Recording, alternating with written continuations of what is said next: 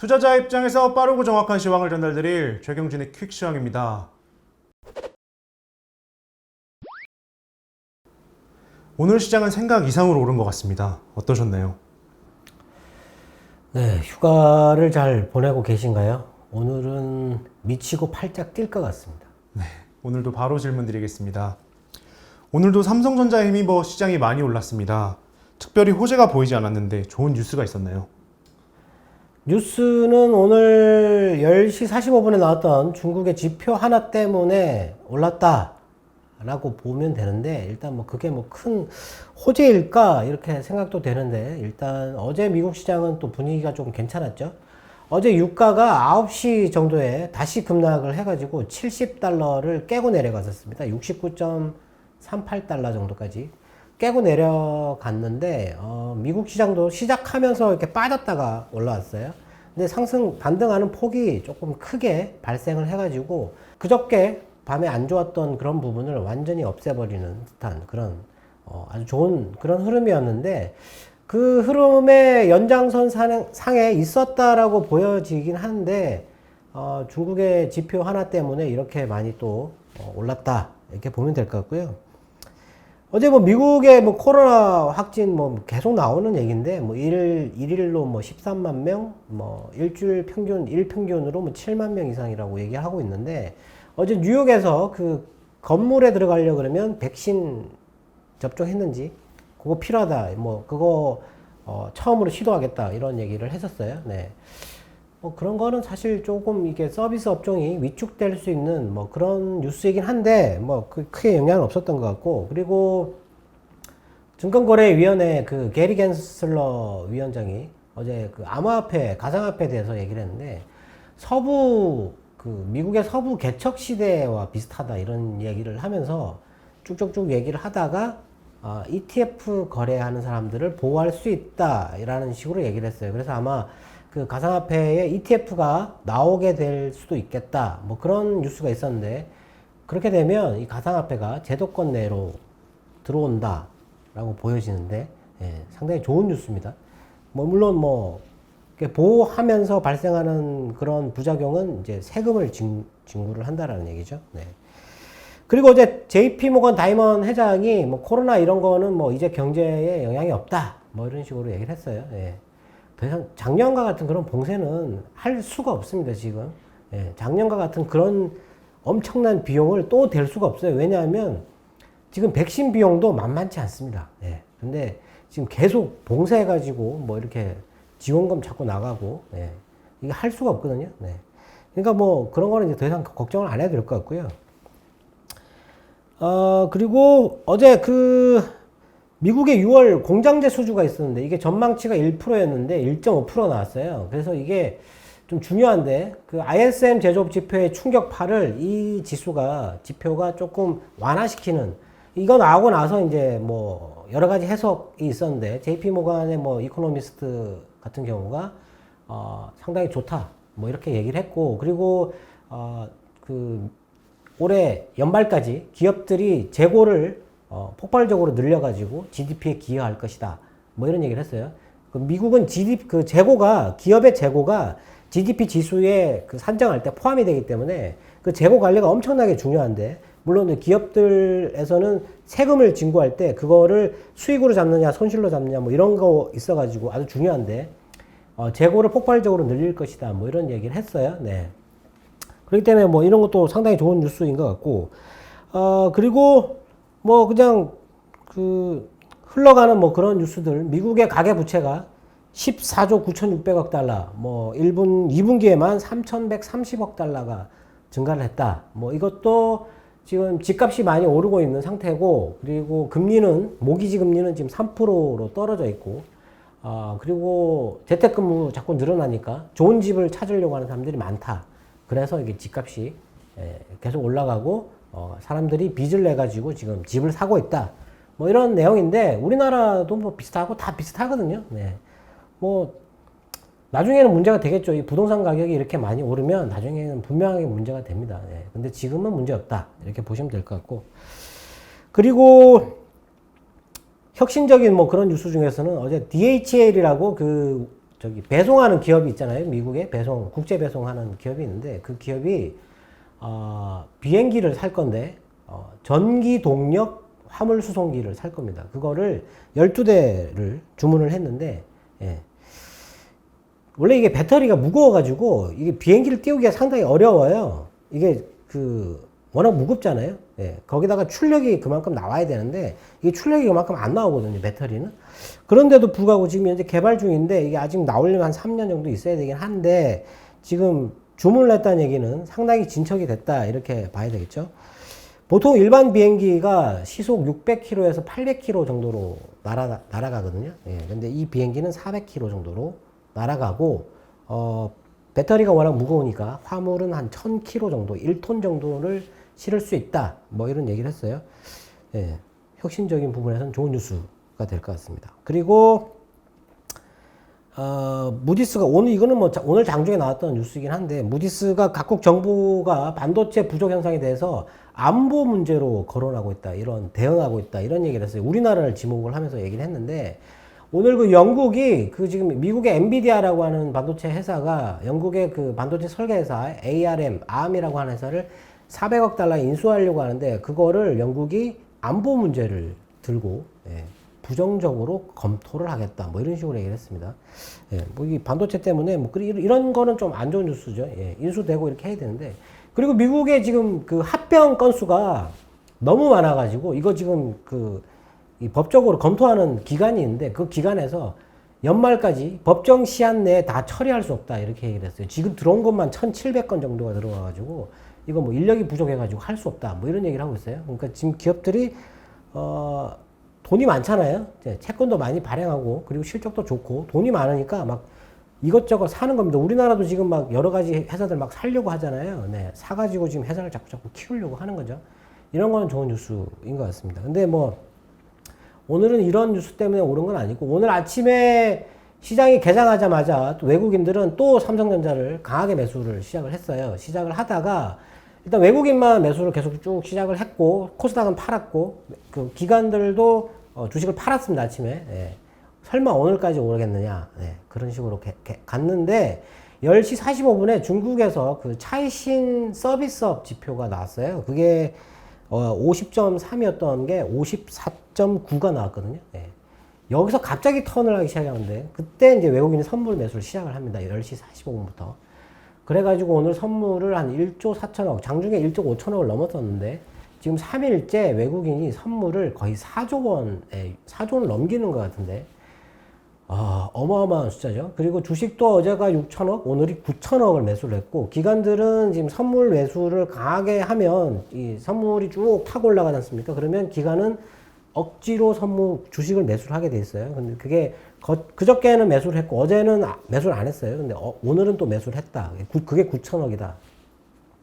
외국인과 기관이 오늘 1조 8천억 정도를 매수를 했고 코스닥도 그 시간 이후부터 외국인이 매수를 이렇게 쭉 했습니다. 네.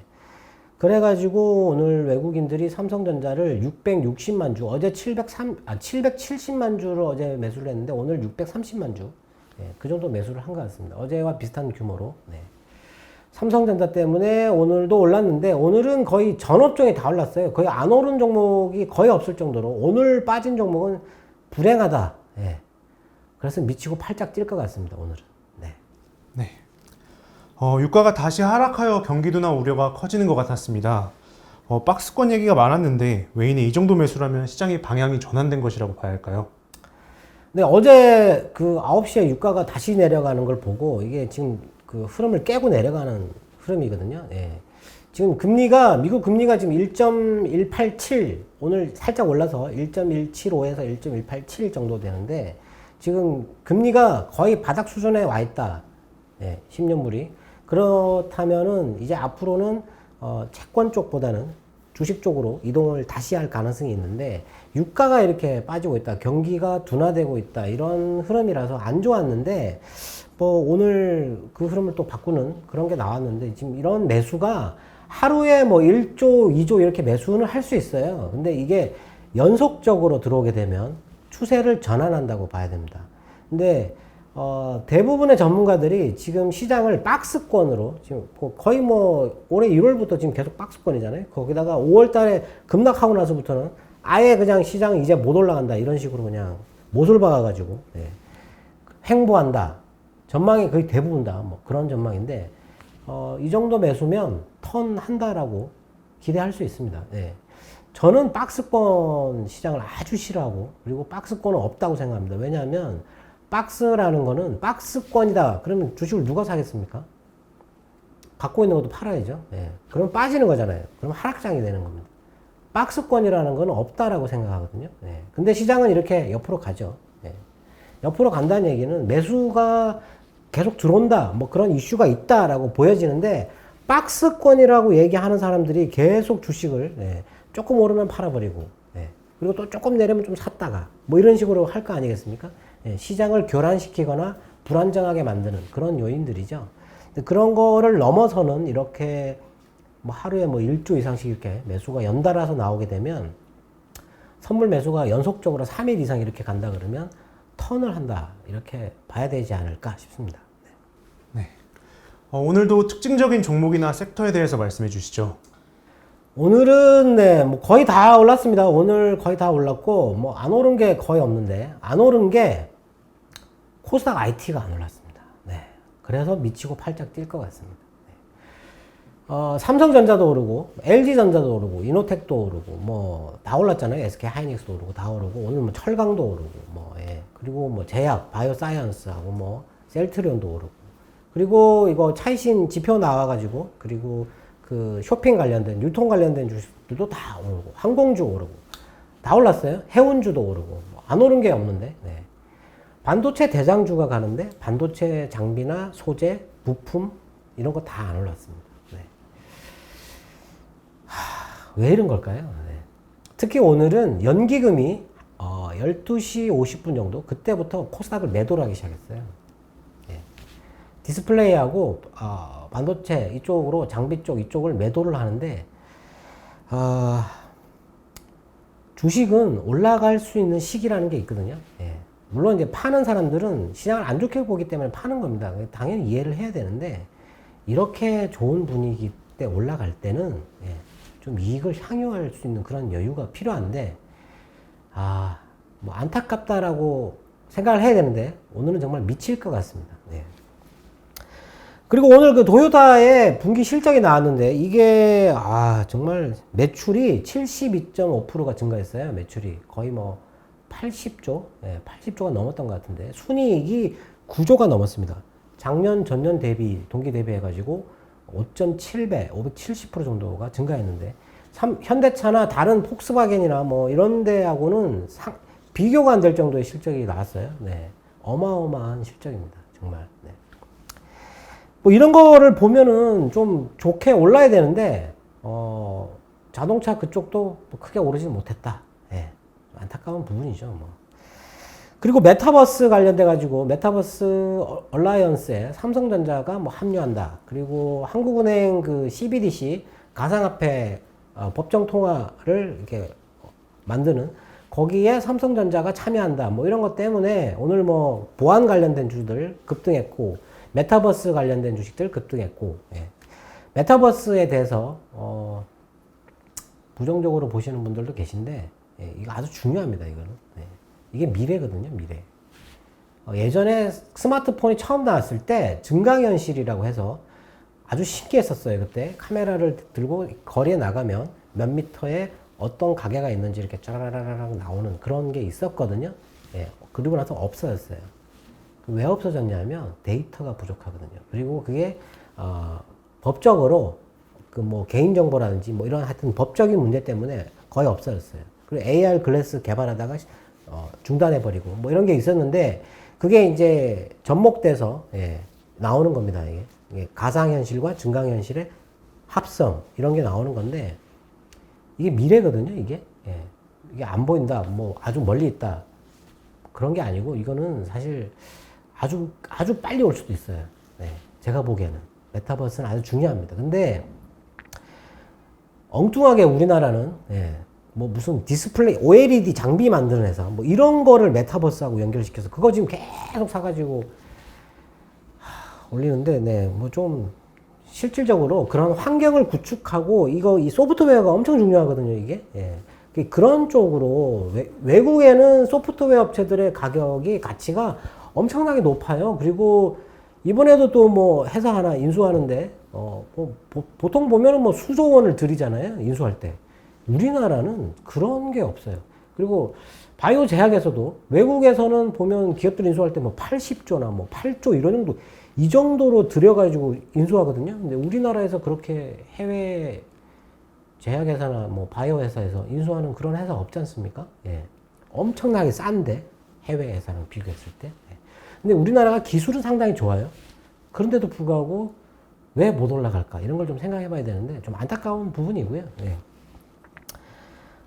그리고 오늘 글로벌 X라고 지금 ETF, 글로벌 X 리튬이라고 하는 그 ETF 만든 회사가 있어요. 그 회사가 하반기에는 뭐가 올라갈 것 같으냐라고 이렇게 물었더니 하반기에는 수소 테마가 올라갈 것 같다. 이렇게 얘기를 해요. 수소 ETF를 만들고, 그리고 친환경 생활, 뭐 이런 쪽으로 ETF를 만들겠다. 보니까 그게 캐나다 쪽에 있는 게 하나 있더라고요. 오늘 찾아보니까 하나가 있어요. 그래가지고 그런 쪽으로 수소 쪽도 조금 좋게 이제 봐야 되지 않을까 이렇게 생각이 들고,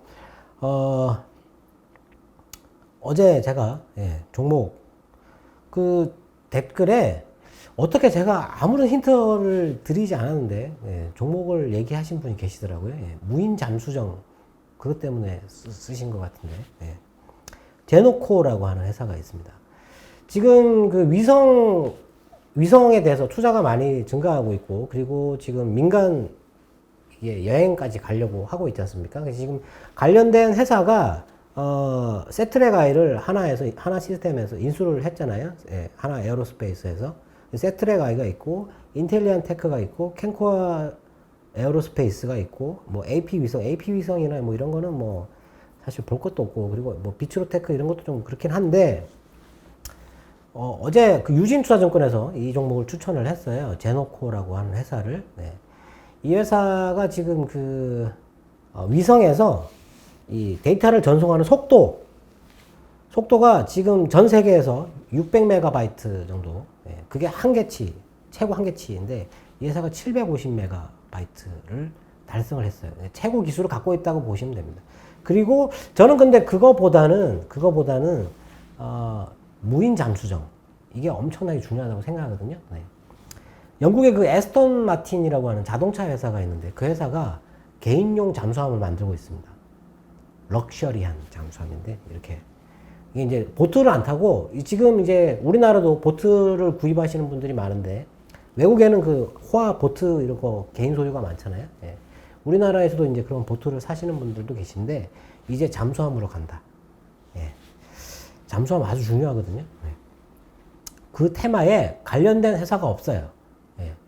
근데 이 회사가 있습니다. 그래서 뭐 조금 보기는 하는데, 주식수가 너무 작고, 그리고 투자 회사가 있어요. 주주에. 그런 회사들 조심해야 되거든요. 왜냐하면 이런 회사들은 목적이 투자잖아요. 그래서 투자의 어떤 그 목적이 달성되면 빠져나가 버리기 때문에 좀 조심할 필요가 있다. 그리고 상장된 지 얼마 안 됐기 때문에 이 물량이 대량으로 뭐 3개월, 6개월, 1년 이런 단위별로 물량이 나올 수 있거든요. 그런 것도 좀 봐야 되고, 흐름을 좀 봐야 되는데, 어제 그 증권사가 추천해서 한번 봤더니 흐름이 조금 좋아 보인다. 이렇게 보시면 될 것 같고, 최근에 제가 말씀드렸던 뭐 캠트로스나 아니면 미코파워의 지주회사죠. 미코. 그리고 최근에는 또 일진파워라고 하는 회사가 플랜트 쪽에, 그리고 KC 코트렐, 그리고 후성, 뭐 이런 거 제가 말씀을 드렸는데, 최근에 좀 올랐다가 다 내려와 버렸어요. 내려와 버렸는데, 지금은 이런 위성 테마, 또 새로운 테마 쪽으로, 이게 제가 통신이 중요하다고 말씀드렸지 않습니까? 이 위성 통신 아주 중요하거든요. 이게 머스크 테슬라 그 회장이 하려고 하는 게, 그게 엄청난 사업인데, 그게 엄청 중요한 사업이거든요. 근데 이게 전송이 속도가 한계에 있는데, 이 한계를 뛰어넘는다라는 거죠. 좀 관심 있게 보시면 도움이 되지 않을까 싶습니다. 오늘도 투자자분들의 궁금증이 해소되었길 바라겠습니다. 근데 시장이 너무 좋게 올라가고 있고, 정말 기분 좋게 올라가는데, 왠지 미치고 팔짝 뛸 것 같은데 내일은 안 그랬으면 좋겠습니다. 네, 저희는 내일 다시 인사드리겠습니다. 지금까지 최경진의 퀵시황이었습니다. 감사합니다.